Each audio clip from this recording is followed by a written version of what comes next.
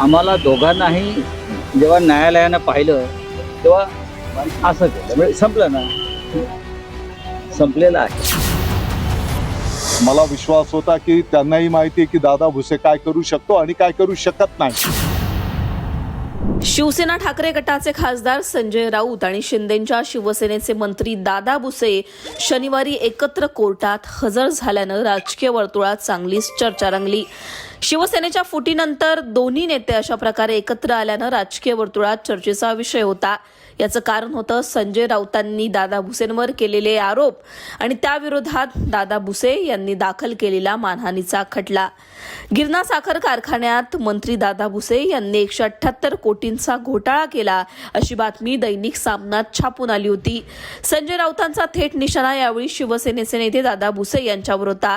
राऊतांच्या या आरोपांमुळे व्यथित झालेल्या मंत्री दादा भुसे यांनी मालेगाव कोर्टात अब्रू नुकसानीचा खटला दाखल केला होता. यावर मागील सुनावणीमध्ये संजय राऊत हजर न राहिल्यानं कोर्टाने त्यांच्या विरोधात 12,000चा दंड देखील ठोठावला होता. मात्र शनिवारी झालेल्या सुनावणीमध्ये संजय राऊत आणि दादा भुसे दोघे एकत्रितपणे कोर्टात हजर झाले. दोघं हसत खेळत कोर्टात हजर झाले आणि त्यानंतर दोघांनी माध्यमांसमोर प्रतिक्रिया सुद्धा दिली. राऊतांनी यावेळी दिलगिरी व्यक्त केल्यानं दादा भुसेंनी हा खटला मागे घेतला. नेमकं घडलं काय तुम्हीच पहा.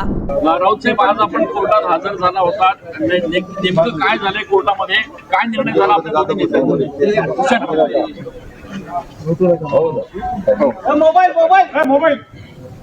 बघा, बाजूला माझ्या कोण आहे?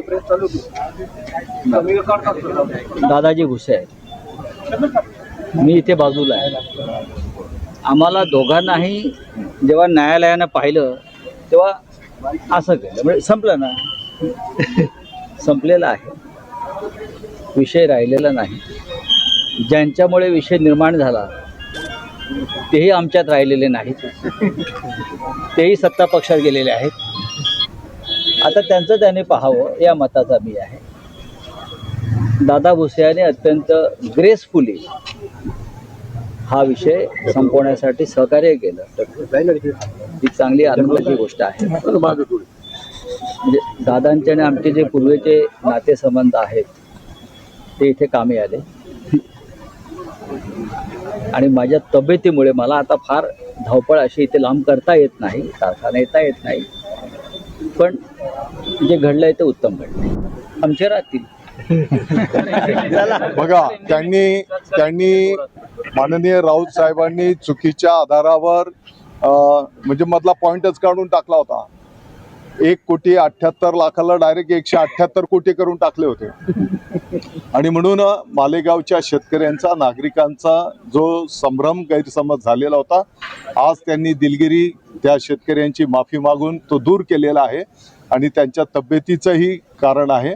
या सर्व गोष्टी पाहता मालेगावच्या शेतकऱ्यांनी सांगितलं की आपण त्यांच्या विनंतीला मान देऊ, हा खटला मागे घेऊ. साहेब म्हणतात त्याप्रमाणे जुने नातेसंबंध, जुना जो तुमचा स्नेह होता तो या ठिकाणी कामी आला नाही. मला वाटतं की ही वस्तुस्थिती आहे की गेली काही वर्ष त्यांच्या नेतृत्वाखाली आमच्यासारख्या कार्यकर्त्यांनी पण काम केलेलं आहे.